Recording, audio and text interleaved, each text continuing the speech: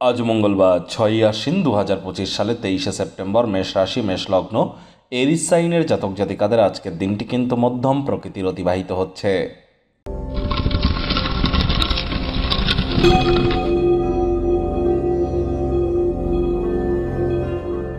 ভিডিওটির শুরুতেই স্ক্রিনে আপনারা দেখতে পাচ্ছেন হনুমানজির প্রণাম মন্ত্র।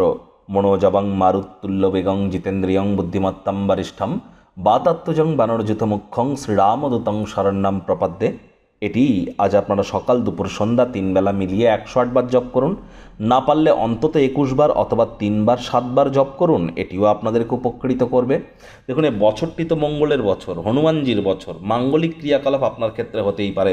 হনুমানজির নাম জপ ধ্যান আরাধনা করুন, মঙ্গলের নাম জপ ধ্যান আরাধনা করুন। যারা IT sector, real estate, army, police, defence, automobile industry, pharmaceutical industry, sports industry, সেলসের কাজ করে, তাদের নামে যেন কোনো বদনামি করবেন না।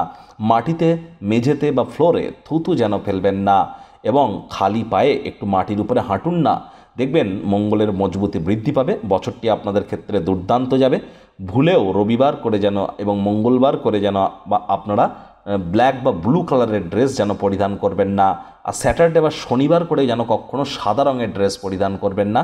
আজ অবশ্যই আশপাশে কোনো হনুমান মন্দির থাকলে উপোস থেকে, নির্জলা উপোস থেকে প্রয়োজনে আপনারা খালি পায়ে হেঁটে নিজের নামগোত্র ধরে হনুমানজির কাছে আপনারা পূজা দিয়ে আসুন। তবে হনুমানজির নাম জপ করার আগে সীতা মাইয়া এবং রামজির নাম জপ অবশ্যই করতে ভুলবেন না। আর হনুমান চালিসা যারা পাঠ করছেন, শিক্ষাগুরু দীক্ষাগুরুর কাছ থেকে হনুমান চালিসা পাঠ করার সঠিক পদ্ধতি জেনে তবেই পাঠ করবেন, তা না হলে কিন্তু পরিস্থিতি হিতে বিপরীত হতে পারে। ভাগ্য মিটার আজ আপনাদের বলছে 6.5 আউট অফ 10, ভাগ্য আপনাদের অনুকূলেই থাকবে।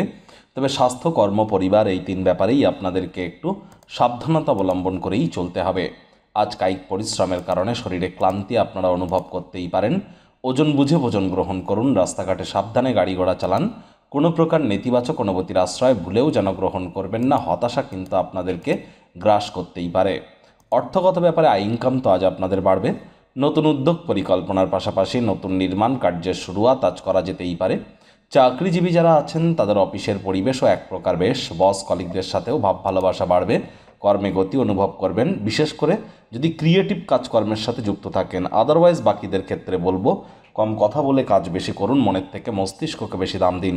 দিনের শুরুটা যতটাই ক্লান্তিকর হোক না কেন, বেলা বাড়ার সাথে সাথে আপনারা ভালো ফলাফল পাবেন। দিনের শেষে আপনি নিজের জন্যও সময় পাবেন। কাছের মানুষজনদের সাথে সময় কাটিয়ে সময়ের সদ্ব্যবহার আপনারা করতেই পারেন। রাজনীতিবিদদের জনসংযোগ বৃদ্ধি করতে হবে। কঠোর কায়িক পরিশ্রমের কোনো বিকল্পই নেই। আজ কিন্তু আপনাদের কোনো না কোনো ক্ষেত্রে আর্থিক অনুদান কিন্তু দিতেই হতে পারে। শিক্ষার্থী বিদ্যার্থীরা যে কোনো প্রকার পরীক্ষা প্রতিযোগিতায় সফলতা অর্জন করবেন। উচ্চশিক্ষার জন্য যারা বিদেশ যাত্রার কথা ভাবছিলেন, ভাগ্যদেবীও আজ আপনাদের পক্ষেই আছেন। সন্তান সন্ততি থেকে থাকলে তারাও তাদের কৃতিত্বের দ্বারা আপনাদেরকে গর্বিত অনুভব করাবে। হাউস ওয়াইফদের জন্য দিনটি এক প্রকার বেশ। প্রেমিক প্রেমিকা, স্বামী স্ত্রী উভয়ের ক্ষেত্রেই বলবো, ফুল ফুটুক আর না ফুটুক, আজ আপনাদের প্রেমের বাগানে বসন্ত। দিনটিকে যতটা সম্ভব রোম্যান্টিক করে তোলা যায় সেই প্রচেষ্টাই তো আপনাদের করা উচিত। অবিবাহিতদের বিবাহের যোগ পরিলক্ষিত হচ্ছে। আজ প্রেমিক প্রেমিকা, স্বামী স্ত্রী আজ আপনাদের একে অপরের চোখে চোখ রেখে হারিয়ে যাওয়ার দিন। তার মানে এই নয় যে যা ইচ্ছা খুশি তাই করবেন। অবশ্যই চেষ্টা করুন নিজের বুদ্ধিমত্তার প্রয়োগ করতে।